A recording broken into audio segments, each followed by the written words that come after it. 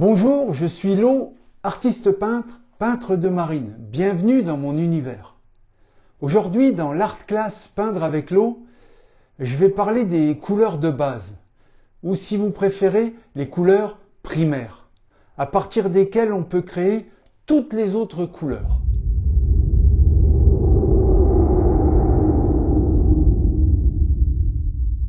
Cette série sur les couleurs va compter quelques vidéos assez courtes.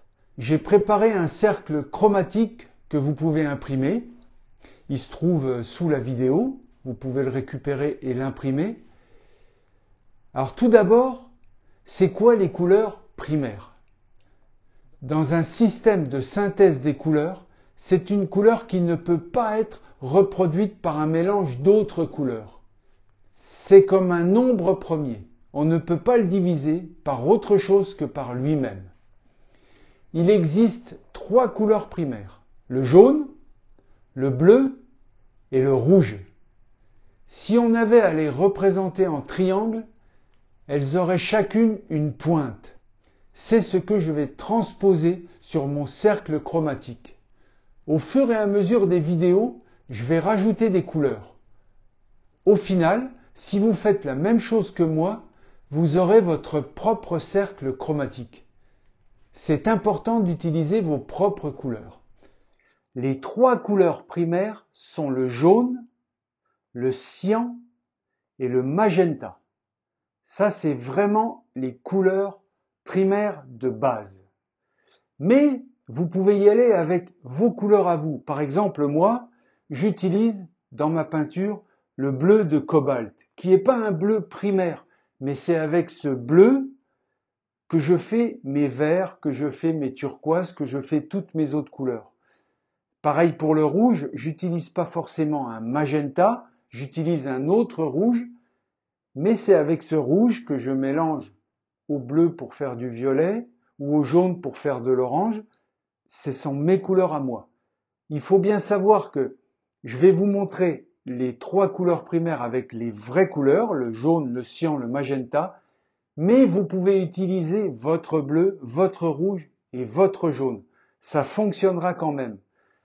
Le but est de vous montrer qu'avec trois couleurs, du jaune, du bleu et du rouge, on peut faire toutes les autres couleurs qui existent dans la vie.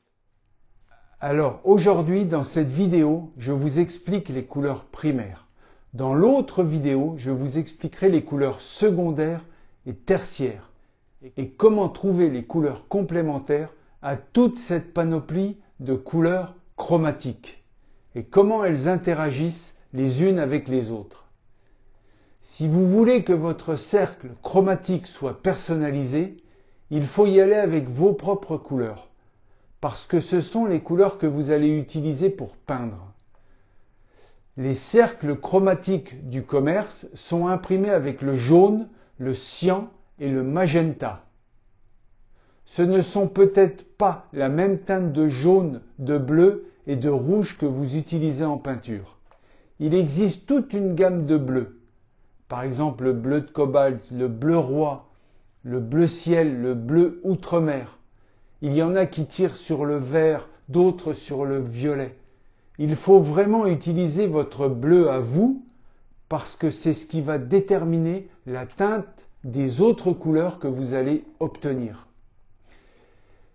Mais il faut savoir que le vrai bleu primaire est le cyan, celui que j'utilise dans cette vidéo.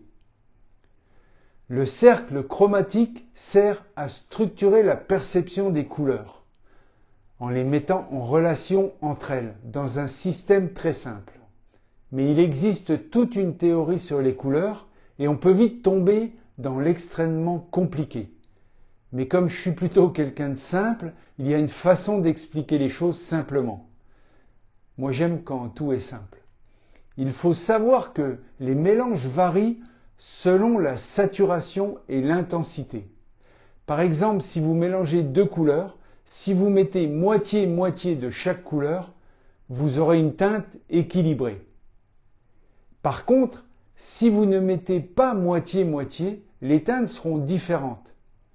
Évidemment, il faut y aller avec précision.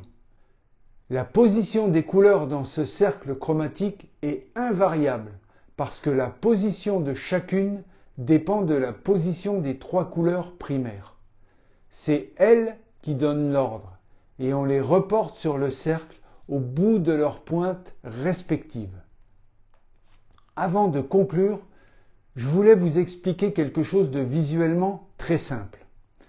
Les couleurs complémentaires.